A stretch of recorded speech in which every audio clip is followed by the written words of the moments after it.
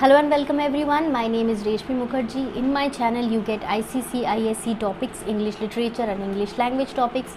आपका नया जो टॉपिक्स इंक्लूड हुआ है जैसे Julius Caesar, Macbeth, treasure chest, prism, reverie, not reverie, rhapsody, ये सारे मिल जाएंगे आपको पिछले वीडियोस के साथ। मतलब जो भी पहले था जैसे ट्रेजर ट्रोव और रेवरी और क्या था एकोज़, ये सारे वीडियो ये चैनल में मिलेंगे। आपको इंग्लिश ही मिलेगा।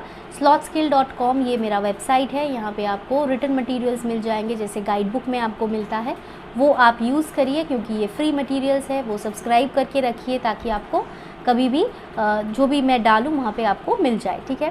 टेलीग्राम चैनल में आप कनेक्ट हो सकते हैं। स्लॉथ स्किल बोर्ड प्रेप बोल के टेलीग्राम चैनल है, लिंक डिस्क्रिप्शन बॉक्स में मिल जाएंगे। इसके अलावा हम लोग क्योंकि कर रहे हैं लैंग्वेज क्लास आज, तो ये आपको मैं दिखाना चाहूँगी ICC इंग्लिश 1 का कंप्लीट कोर्स। ये ऑसवेल का एक बुक है जो मेरे पास यहाँ पे है, जैसे आप यहाँ पे देख रहे हो, ये ऑसवेल का ही बुक है, सेम बुक है जो आपको स्क्रीन में दिखाई दे रहा है। इसमें क्या बेनिफिट है, इसमें क्लास 9 और 10, जैसे यहाँ पे देखो 9 और 10 दोनों क्लासेस के लिए ये बुक यूज़फुल रहेगा। और सबसे बेहतर बात ये है कि इसमें जो फ्रेजल वर्ब्स का मटेरियल दिया हुआ है ये 11-12 में भी आप यूज़ कर सकते हो क्योंकि फ्रेजल वर्ब कॉमन टॉपिक है। और इसमें फ्रेजल वर्ब कैसे दिए हुए हैं ये आपको स्क्रीन में दिखाई दे रहा होगा। ये देखो यहाँ पे कैसे पहले वाला जो ब्लॉक है उसमें आपको वर्ब मतलब आस्क आउट, आस्क अराउंड, कैसे फ्रेजल वर्ब्स यूज़ होते हैं, ऐसे वर्ड्स मिलेंगे। उसका मीनिंग क्या है, जैसे ब्रेक डाउन मतलब काम करना बंद कर दिया, ब्लो अप मतलब ऐड एयर टू इट, जैसे बलून में हम क्या करते हैं, बलून में हम एयर को भरते हैं, हवा भरते हैं, ऐड करते हैं, तो ऐड एयर। ब्लो अप मतलब एक्सप्लोजन कभी हो जाए, ठीक है, कोई फटाक से एक्सप्लोजन हो गया, कहीं विस्फोटक कुछ हो गया तो वो एक्सप्लोजन ये ब्लो अप होते हैं। ये सारे मीनिंग इस ब्लॉक में दिए हुए हैं। और इसका यूज़ सोचो, आप ब्लो अप सिर्फ एक्सप्लोड इतना तक ही दिखाई आपको दिया होता तो एग्जाम्पल सेंटेंस नहीं दिए गए होते तो आपको एक मतलब इतना क्लियर सब मगअप करना पड़ता ना, सब एकदम से रोट लर्निंग करना पड़ता, सब दिमाग में रखना पड़ता। लेकिन इससे आप एग्जाम्पल देख के थोड़ा सा आइडिया लगा सकते हो, थोड़ा प्रैक्टिस भी होगा। तो ऐसे ये पोर्शन है एक इस बुक में, इसमें बहुत सारा पेजेस है ऐसे फ्रेजल वर्ब्स के, तो ये आप फॉलो कर सकते हो, परचेज़ कर सकते हो। इसका लिंक आपको मेरे चैनल के डिस्क्रिप्शन बॉक्स में मिल जाएंगे, तो वो आप ऑफ कोर्स फॉलो कर सकते हैं। अभी चलते हैं हम नेक्स्ट पेज की तरफ। ये जो slothskill.com ये आपको मैंने बताया, ये यहाँ पे आपको मिलेंगे। ऐसे देखो, ये जो बोर्ड है ICC क्लासेस, ऐसे ICC क्लासेस में आप आओगे तो सोचो आप क्लास 9 में हो तो आप ये ब्लैंक खोल के आप क्या क्या Julius Caesar, treasure chest, reading comprehension, grammar, writing skills, treasure जो भी है क्लास 9 में सब कुछ यहाँ पे मिलेंगे। और कैसे मिलते हैं वो आपको मैं यहाँ पे दिखा देती हूँ। ये देखो, ये पूरा एक के मतलब सिसेरो का जो भी डायलॉग है इसमें इस साइड में सिसेरो का स्पीच दिया हुआ है नॉर्मल इंग्लिश में, सिंप्लीफाइड इंग्लिश में। और ये सिर्फ इसी का नहीं, जो भी आपको मतलब जो पोएम प्रोज है ना वो सारे ऐसे ही लिखा हुआ है। जैसे एक खोल के मैं दिखा देती हूँ आपको, स्किम्बल शैंक्स जो आपके पोएम जो है, तो इसमें देखो स्किम्बल शैंक्स का पूरा जो भी समरी, क्वेश्चंस, टेक्स्ट जो भी है वो यहाँ से आपको मिल जाएंगे, ठीक है। सिंबल, फिगर्स ऑफ स्पीच, ठीक है, इसके क्वेश्चंस जो भी इंपॉर्टेंट क्वेश्चंस है सब यहाँ पे आपको मिलेगा। स्टाइल, इंपॉर्टेंट क्वेश्चंस, ये यहाँ से आप फॉलो कर सकते हो, आंसर्स लिखने के लिए यूज़फुल रहेगा। एकदम कॉपी पेस्ट मत करना क्योंकि अभी तो वो कॉपी पेस्ट करने से कुछ फ़ायदा नहीं होगा। तो आप क्या करो, रीड करो और ख़ुद के हिसाब से लिखो, ठीक है। जो इंग्लिश में चाहते हो कि मेरा इंस्ट्रक्शंस हो, बहुत सारे हिंदी मीडियम स्टूडेंट्स भी हैं यहाँ पे, तो इसके लिए मैं कोशिश करती हूँ कि इसको हिंदी इंग्लिश दोनों में आई कैन कन्वे। लेकिन अगर आपको फिर भी प्रॉब्लम हो रहा है तो आप एक काम कर सकते हो, ये वेबसाइट में तो सब कुछ इंग्लिश में दिया हुआ है तो वो आप ऑफ कोर्स फॉलो कर सकते हो, तो कोई दिक्कत नहीं होगा। ट्रांसफॉर्मेशन ऑफ सेंटेंस आज पार्ट 2 है। जिन्होंने पार्ट 1 नहीं फॉलो किए हैं उनके लिए मैं एक बार बैक में चलती हूँ। ये आपके पेजेस हैं, ऑलरेडी हमने ये सॉल्व कर लिए हैं, तो इसका लिंक मैं आई बटन में डाल दूँगी, वो आप चेक कर लेना ये वीडियो देखने के बाद। तो ये हम आते हैं नेक्स्ट 20 सेंटेंसेस में, ठीक है। The company recognized her hard work and gave her a raise. Raise मतलब उनको सैलरी में इंक्रीज़ हुआ। तो एज अ रिज़ल्ट ऑफ क्या, हर हार्ड वर्क, तो हम लिख देंगे as a result of her hard work. फिर हुआ क्या, the company gave her a raise, the the company पहले था और गेव हर अ रेज बाद में है, तो वही हो जाएगा। फिर number 2, owing to the fact that it was raining the picnic was cancelled। फिर से because का सेंटेंस, because क्या हो रहा था, it was raining, so because it was raining, फिर simply comma the picnic was cancelled। owing to the fact यहाँ पे डालने का ज़रूरत नहीं है। The speech was so inspiring that everyone was moved to tears। तो इसमें क्या लिखेंगे, such was the inspiring से इसका नाउन कर देते हैं, such was the inspiration of the speech। inspiring को नाउन फॉर्म में डाल दिया तो simply very easy हो जाएगा sentence, such was the inspiration of the speech। फिर क्या लिखेंगे, that everyone was moved to tears। Second part same रखेंगे, ठीक है, थर्ड तक इजी है। Number 4, the coach said to the team you must practice every day. फिर से इंस्ट्रक्टेड है, तो इंस्ट्रक्टेड मतलब मस्ट ऑलरेडी लिख दिए हैं हमने इंस्ट्रक्टेड में ही, तो the team was instructed by the coach, ये डाल देते हैं बाय द कोच, ठीक है, the team was instructed by the coach. फिर क्या, ये जो मेन वर्ब है इससे पहले टू डालेंगे, to practice every day, the team was instructed by the coach to practice every day, ठीक है।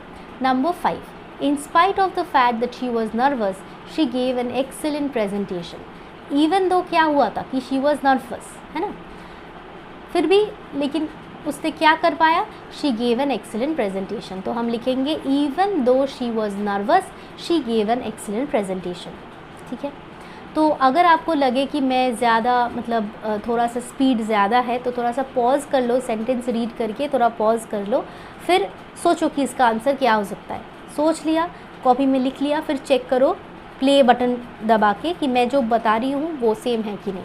अगर सेम नहीं है, अगर आपको लगे कि आपका आंसर भी तो सेम हो सकता है, मतलब करेक्ट हो सकता है, तो आप क्या करेंगे, आपका जो कमेंट सेक्शन है उसमें डालो, ठीक है, उसमें क्वेश्चन कॉपी करके आंसर डालो। जैसे the museum has an extensive collection of ancient artifacts, तो ये कॉपी करके आपका आंसर लिखो, क्योंकि इतना सारा कॉमेंट्स में ना जब आप सिर्फ एक आपका कुछ आता है तो मुझे फिर से जाके वहाँ से ढूंढना पड़ता है कि आपने लिखा क्या है, क्या क्वेश्चन क्या था, है ना।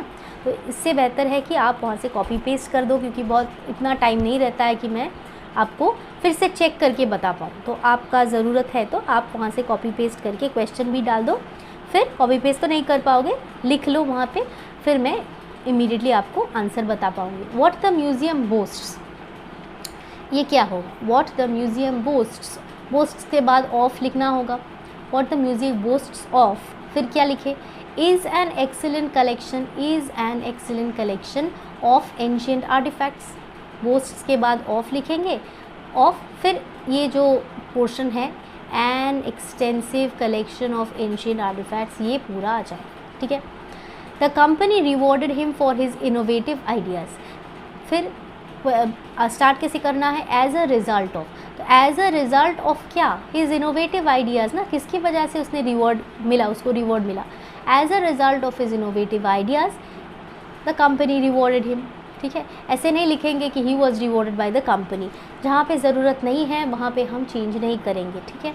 Number 8, the song was so touching that it brought back many memories.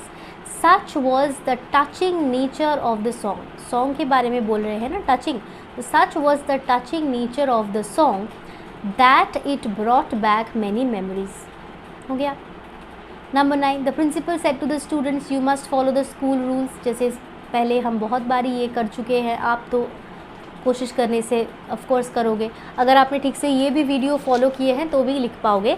The students were instructed to follow the school rules by the principal, okay, और the students were instructed by the principal to follow the school rules, ये भी correct है। Number 10, in spite of the fact that he had an injury he finished the race. Even though he had an injury comma he finished the race, बस perfect, ठीक है। The island is renowned for its pristine beaches. What the island is, फिर इसमें कुछ add करना होगा, नहीं, what the island is known for is it's pristine beaches, because renowned मतलब ही क्या है कि सबको मालूम है इसके बारे में, मतलब नोन फॉर, एडिशनली कुछ नहीं लिखना है, इसी का एक फॉर्म लिखना है। What the island is known for is it's pristine beaches, सिर्फ एक इज़ ऐड करेंगे, फिर बाकी सारे सेम रहेंगे, ठीक है। नंबर 11 तक होपफुली आपको ईजी लगा होगा। फिर 12 चलते हैं। When he returned, we asked him many questions. ये क्या करेंगे? On his return, returned नहीं, return तक लिखेंगे। On his return, comma, we asked him many questions. He arrived and the crowd went hysterical with joy. ये यहाँ पे हम लिखेंगे scarcely had he arrived, ठीक है। ये भी एक इम्पॉर्टेंट सेंटेंस है, इसको याद रखना, ठीक है, कभी भी आ सकता है। 11-12 के लिए भी इम्पॉर्टेंट है ये sentence. Scarcely had he arrived, फिर क्या? When the crowd went hysterical with joy. When the crowd went hysterical with joy. Scarcely had he arrived when the crowd went hysterical with joy. Okay. The bus service has been interrupted by floods. So floods is in front ना, तो इसमें passive में लिखना है। floods plural में है तो have लिखेंगे, has को चेंज करके। have interrupted the bus service, बस एक्टिव पैसिव आपको क्लियर नहीं है तो उसके भी इंग्लिश लैंग्वेज का जो प्लेलिस्ट है उसमें आपको मिल जाएंगे, वो चेक करो, फिर आप ये एकदम करेक्ट तरीके से कर पाओगे 14 का। Next 15, this scenery is breath taking, क्या करना है? हाउ के साथ स्टार्ट करना है, मतलब एक्सक्लेमेशन मार्क से इसका एंड होगा, फिर एक्सक्लेमेशन मार्क है ना, तो फिर क्या लिखे?